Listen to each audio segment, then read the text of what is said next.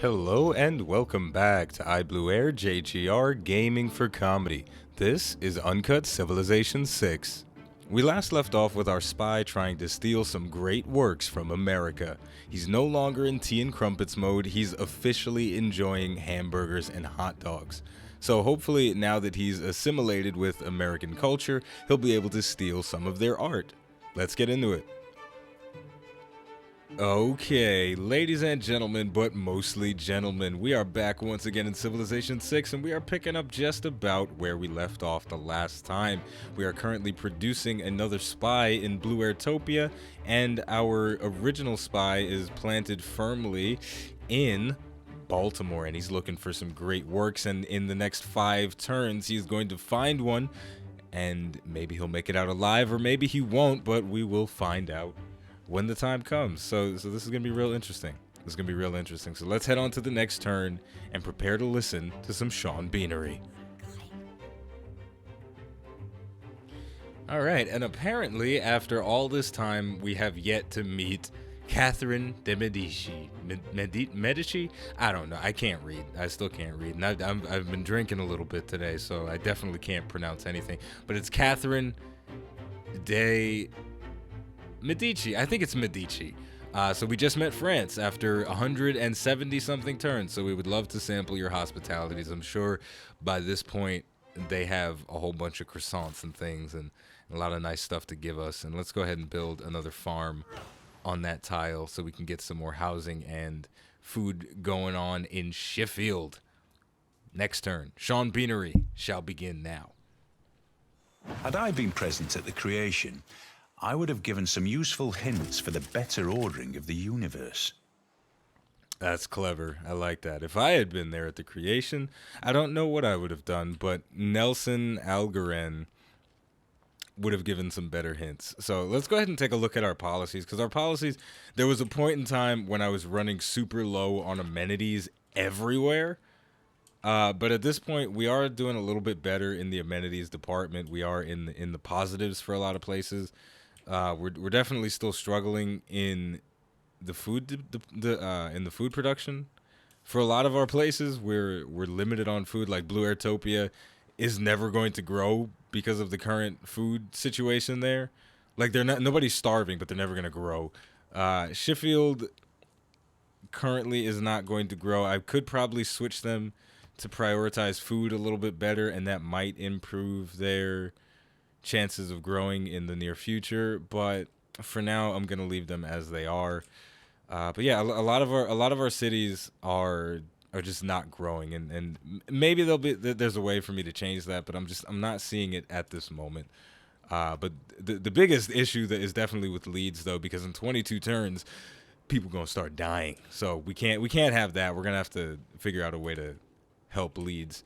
The problem is they're on tundra tiles and I can't build farms there. But right, the civics, I'm getting ahead of myself. We just finished the archaeology civic, or the natural history civic, which means we can do something with antiquity sites, and we can also build archaeologists who find artifacts from antiquity sites. So that's pretty interesting, and that's going to come in handy for a cultural victory if we get off our asses and start being cultural, because we've been kind of not cultural for the majority of this game. We've been a little bit more sciencey than culture-y, but we're gonna try and get into it.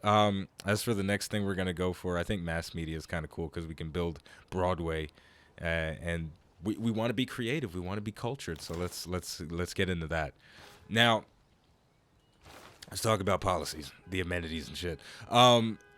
There was a point when I had to switch the bulk of my amenities, or the bulk of my policies rather, to generating amenities. And I think I can swap that out now to something more focused on generating more gold. And I think the coolest thing to do that is the free market policy plus 100% gold yield from commercial hub district building. So that is going to greatly improve the amount of gold we get from the stock exchanges and the banks and the markets. Boom. That just increased our gold per turn to 181. It was at about 160 before, so that's a pretty big jump. Now, let's see if we can buy anything. I can buy a factory, a sewer, or a shipyard. I think I'm going to buy a shipyard And that is going to give us a Eureka for Steam power. We are on a freaking roll. Maybe I should drink more often before playing Civilization, because I'm min-maxing the hell out of things today. Okay, so there we go. Okay, I just did a little bit of shifting around of the citizens in BlueAirTopia, and I've managed to get them to the point where we're producing enough food that we will grow in 4 turns. And I think this is going to be valuable. Like, I had to remove a lot of people from... I had to remove both citizens from the library and the campus district, and I had to remove some people off some of the tiles that were giving us a decent amount of production. But I think in the long run, growing the city for these next couple of turns is going to be more valuable than just having a city that's not growing. I arguably should have done this a long time ago, but I'm an idiot, apparently. So we'll see how this goes, and I guess we may as well get to work on a neighborhood in BlueAirTopia as well, so that when our population does start growing a little bit, then we'll actually be able to house the people, and the people will be happy. Now, as for where we send our envoys at this point, may as well work on Mohino Daro. Still can't read. Continue. We'll just put it in the purple place. Now, before I forget, even though I already forgot, somebody in the comments by the name of Cal's Buddy mentioned something pretty cool about counter-espionage. So we've been spied on a lot as of late by Gandhi and possibly America as well. And in order to stop the spying on us, or potentially stop the spying on us, is to have a spy of our own inside of our cities counter spying. So how do you stop a spy? You counter spy. So we're gonna have our classic trench coat bowler derby hat spy running around in our city, protecting us from any bad stuff from happening. And a lot of the spy stuff that's been happening has been focused on stealing our boosts and our scientific technology, so we'll put them on the campus to try and prevent that stuff from happening in the future. So Cal's Buddy, thank you for the tip about espionage. We're getting MI6 in this bitch. We are getting ready for some secret agent stuff. Alright? So, yeah, things are going well.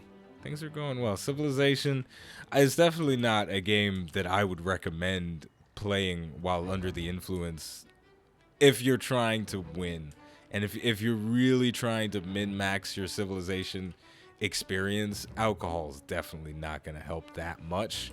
I mean, it might make it more entertaining, especially if you're going to war. I think if you're playing the early game, boom, we just made a new city. If you're playing the early game, we got a red coat. Fuck out of here. In the early game of Civ, essentially, if you are under the influence of any sort of alcohol or what have you, you are going to go to war way more frequently than if you weren't under the influence. Because I can tell you right now, anytime something bad happens, if I've had a little bit of beer, then somebody gonna get it. The warriors are coming. Now, I know I unlocked the ability to construct an archaeologist, but I don't know how to actually build one. Yeah, I think an archaeologist can only be built from a city that has an archaeological museum. So we're gonna have to wait on that before we can actually produce one. And some of our cities are, well, specifically Sheffield is running low on amenities. They're currently at -1, and we'd rather get them to at least 0. So what we're going to do is, there's so much min-maxing going on right now. It's crazy. We're just going to purchase a very inexpensive unit. Oh my gosh, we can't purchase scouts anymore. We can only purchase rangers, and rangers are damn expensive. Well, it is what it is. We're going to purchase a ranger. and we're gonna garrison him on the next turn in Sheffield, just so the amenities will level out again and go back to 0, because that's what we want. And I suppose we will can't purchase anything. Damn, that was expensive. I guess we'll get to work on a monument for the time being, and then we'll come back to Plymouth in the future. Yeah, so we're at an interesting time, man. But speaking of interesting times, France already trying to get the trades going. We have a lot of surplus in diamonds.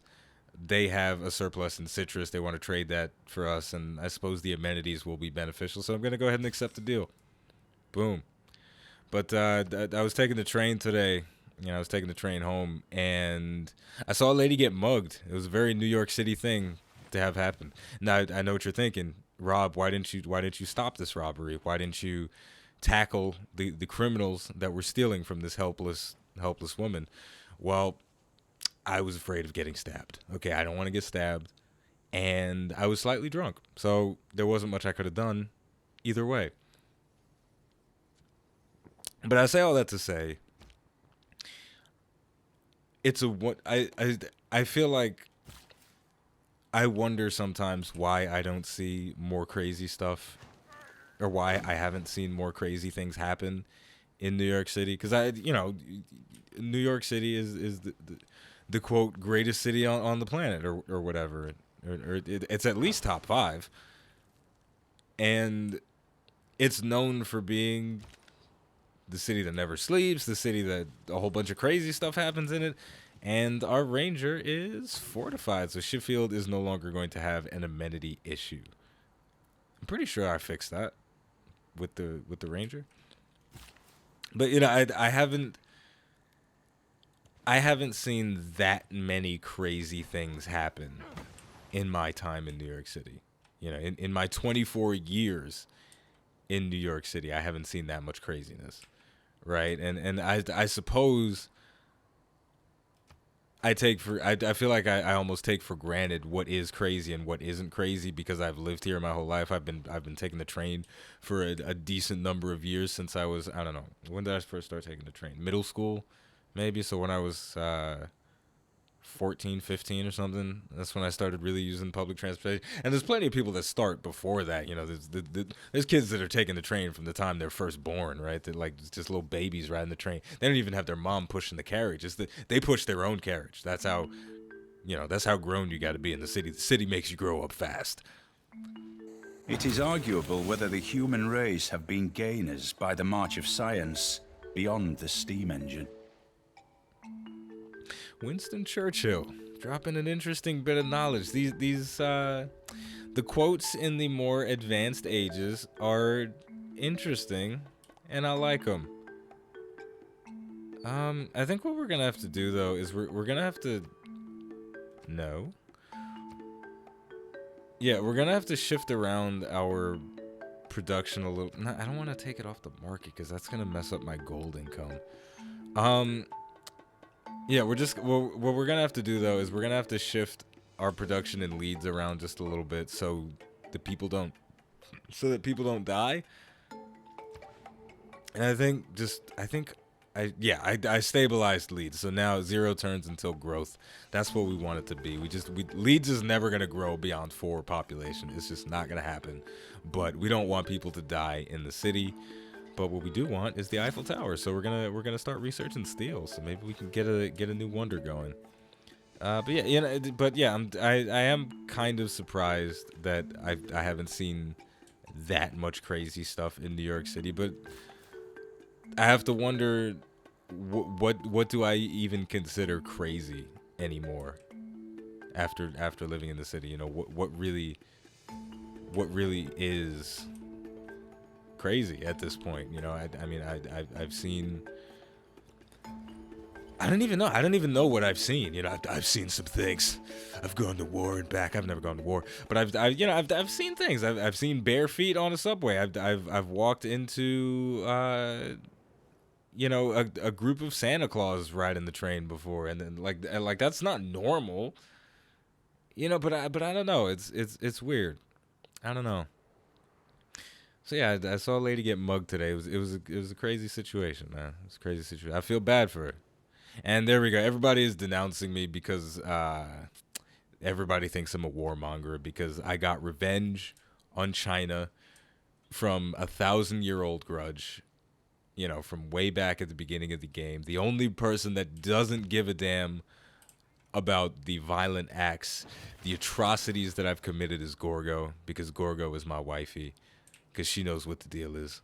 But yeah, man, it's interesting. It's interesting, and that's all I'll say about that. But on an unrelated note, going back to Civilization, making 185 gold per turn is insane, and it feels like the right decision. Now yes, I can build an archaeologist now, and it looks like you do actually have to have an archaeological museum in your Theater Square district in order to build them. So they cost 845 gold to build. And I don't want to wait 19 turns for my first archaeologist to come out and start doing work. And I also don't want to wait 67 turns for Big Ben to be produced. My goodness. That is a long time. And there's one suitable tile for my Big Ben wonder. Okay. Just had to do a little bit of looking around to see what the status of the world was. But I would like to build Big Ben, but it takes 67 turns to actually get that thing up and running, because apparently we don't have very good production anywhere. And I think this is probably going to be a harsh lesson that I'm going to have to learn about optimizing the production capabilities in my cities, because as of right now, there's not really.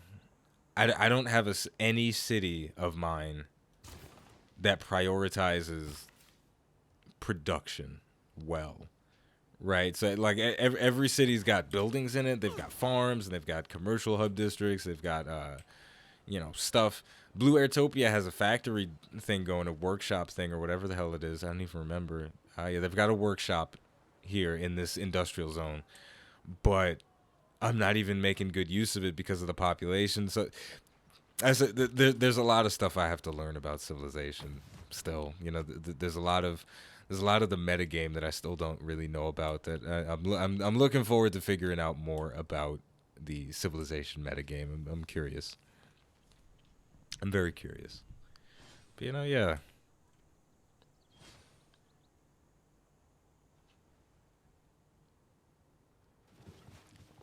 But I guess the interesting thing about seeing a lady get mugged, is it is always a bit interesting to watch New Yorkers bond on the subway after some crazy shit just happened.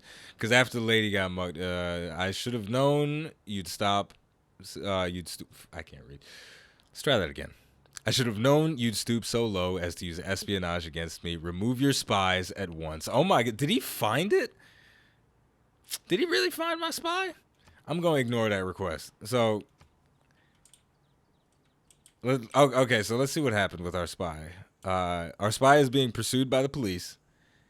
He's got no loot, so he fucked up. And, well, let's call an Uber and see if you can get the hell out of it. It failed. It's over. Our spy is dead. It's over. Oh, man. Well, that didn't go nearly as well as I thought it would. I know there was a 50-50 shot of things not working out, but damn, I wasn't expecting our spy to get killed. Oof. Ooh. That puts a little bit of a damper on our parade. It definitely rains on our parade just a little bit.